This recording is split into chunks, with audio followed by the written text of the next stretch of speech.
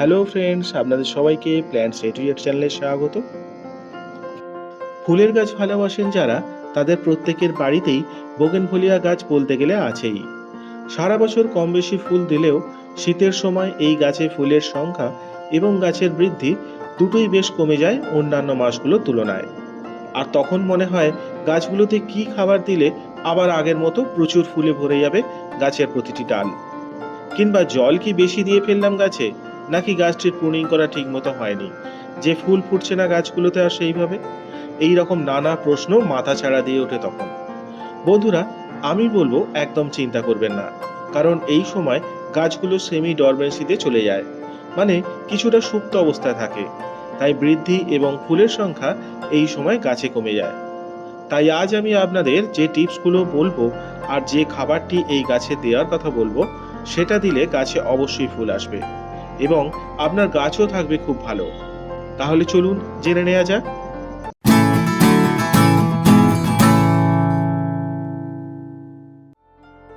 এই শীতে বোগেনভেলিয়া বা বাগানবিলাস বা কাগজ ফুলের গাছের পরিচর্যা আমি বলবো দুভাবে করা দরকার।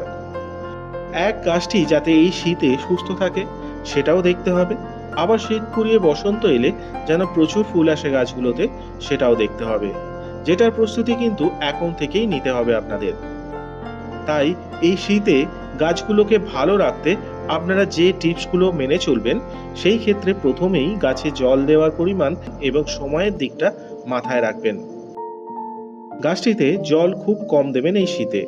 প্রতি সপ্তাহে এই রকম গ্লাসের 2 গ্লাস জল দেবেন 8 থেকে 10 ইঞ্চি টবের জন্য, যখন দেখবেন টবের মাটি এই রকম শুকিয়ে গিয়েছে। তবে তার আগে টবের চারপাশের মাটি একটু খুশে নেবেন। আমার এই গাছটি অনেক পুরনো হওয়ায় রুট বাউন্ড হতে শুরু করে দিয়েছে। তবে আমি চাইছি না এটাকে আরো বড় টবে বসাতে, কারণ এই রকম ছোটখাটোর মধ্যেই রাখতে চাই, যাতে গাছটিকে পরে কিছুটা বনসাইয়ের লুক দিতে পারি। দেখা যাক কতটা কি হয়।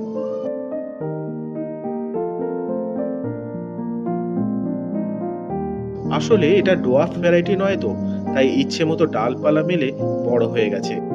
এই গাছে বেশি জল দিতে থাকলেই পাতা বেশি আসবে এই রকম ভাবে, আর ফুলও কমে যাবে তখন। আর দেখবেন ডালগুলো এইভাবে লম্বা হয়ে যাবে শুধু।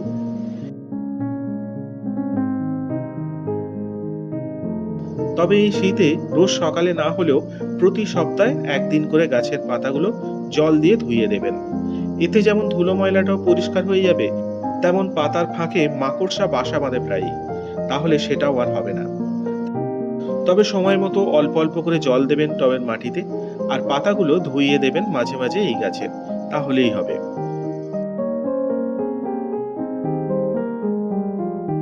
যদি আপনার গাছগুলো এইরকম খোলা জায়গায় থাকে, তাহলে অবশ্যই গাছগুলোকে রাতে ঢেকে দেবেন, নয়তো একটা ছায়াযুক্ত জায়গায় গাছগুলোকে সরিয়ে রাখবেন। কারণ রাতে যে শিশির পড়ে, সেটা গাছের ফুলের পাপড়িতে পড়লে ফুলগুলো অল্প দিনেই ফাঙ্গাস দ্বারা আক্রান্ত হয়ে ঝরে পড়বে, নয়তো এই রকম কালো হয়ে যাবে, ঠিক যেমন দেখুন এই গাছের ফুলগুলি হয়ে গেছে। তাই জল দেওয়ার সময় যেমন ফুলে জল দেবেন না, তেমন শিশিরের হাত থেকেও গাছটিকে বাঁচিয়ে রাখবেন। তাহলে দেখবেন ফুলগুলো গাছে অনেক দিন আছে আর ঝরেও পড়ছে না সহজে।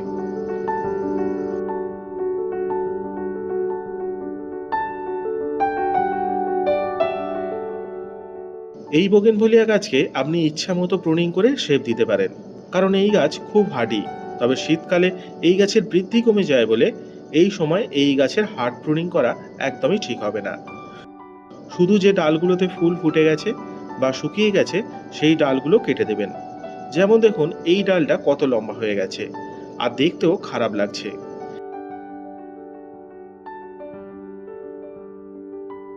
একই রকম ভাবে এই গাছটিতেও বেরিয়েছে দেখুন।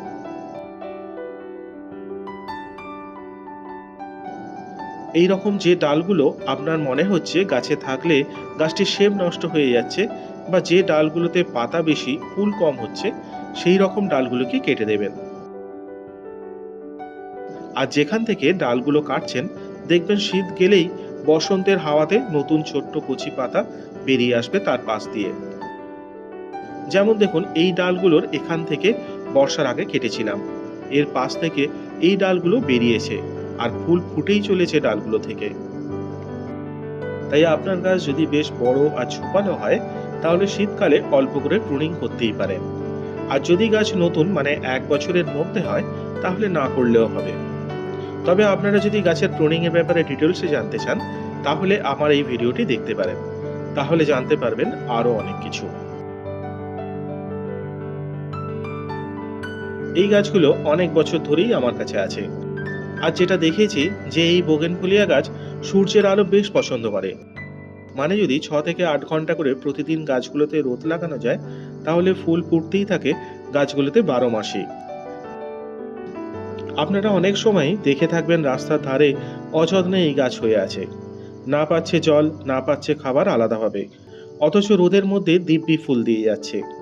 তাই এই শীতেও গাছগুলোকে এমন জায়গায় রাখবেন যেন গাছগুলো সারাদিনের রোদটা ভালোভাবে পায়, এবং অন্য কোনো বড় গাছের ছাওয়াতেও রাখবেন না এই গাছগুলোকে।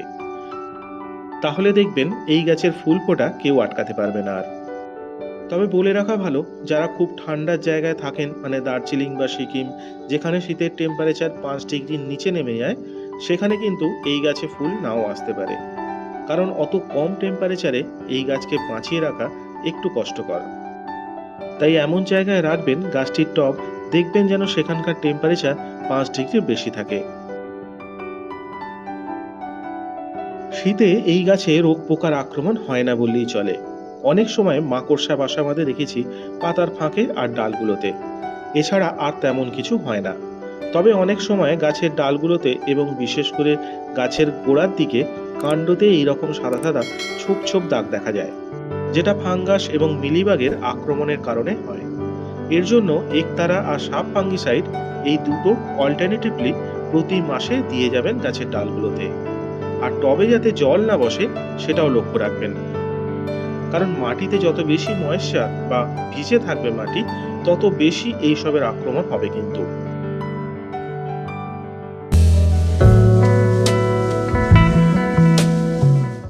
এবার বলি শীত ফুরিয়ে বসন্ত এলে যাতে গাছ ফুলে ফুলে যায় তার জন্য এখন থেকে কি খাবার দেবেন গাছে। আমি এখানে 10 ইঞ্চি টবের জন্য যে মিক্স খাবারটি বানিয়েছি সেটা বানাতে নিয়েছি 2 চামচ শিংকুচি, 2 চামচ হাড়ের গুঁড়ো, 2 চামচ কলার খোসার গুঁড়ো আর 1 চামচ ইপসাম সল্ট। আপনারা চাইলে এর বিকল্প হিসাবে অনেক কিছুই অ্যাড করতে পারেন, শুধু খেয়াল রাখবেন নাইট্রোজেনের পরিমাণটা যেন কম থাকে আর পটাশিয়াম এবং ফসফরাসের পরিমাণটা যেন বেশি থাকে। তবে এটা দেওয়ার আগে টবের মাটি এইভাবে চারপাশ থেকে একটু করে তুলে নেবেন, যাতে খাবারটি সহজে গাছের শিকড়গুলো পায় আর সহজেই এই জৈব সারটি পচেও যেতে পারে, কারণ এটি একটি মিশ্র জৈব সার যেটা পচতে সময় লাগবে, আর পুরোপুরি পচলে তবেই গাছ সেটা নিতে পারবে। তাই এতটা আগে থেকে দিলাম যাতে এই রেজাল্টটা 2 মাস পরে আমি ভালোভাবে পাই। এখানে হাড় গুঁড়ো থেকে গাছ যেমন ক্যালসিয়াম এবং ফসফরাস পাবে, তেমন শিংকুচি থেকে নাইট্রোজেন এবং ফসফরাস পাবে, আর কলার খোসা থেকে পাবে পটাশিয়াম এবং কিছু মাইক্রোনিউট্রিয়েন্টস। আর ইপসাম সল্ট গাছের বৃদ্ধি এবং প্রচুর ফুল আনতে হেল্প করবে।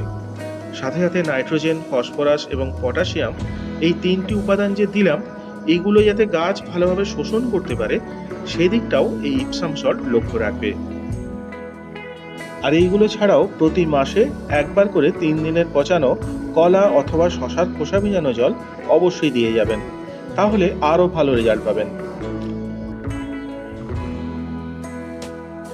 সব শেষে আপনাদের বলবো রাসায়নিক সার এই গাছে দেবেন না, কারণ এই গাছ আপনাকে অনেক বছর ধরে ফুল দিয়ে যাবে একই টবের মাটিতে। তাই রাসায়নিক সার দিয়ে শুধু শুধু টবের মাটিটি খারাপ করে ফেলবেন না, তাহলে গাছটারই ক্ষতি হবে।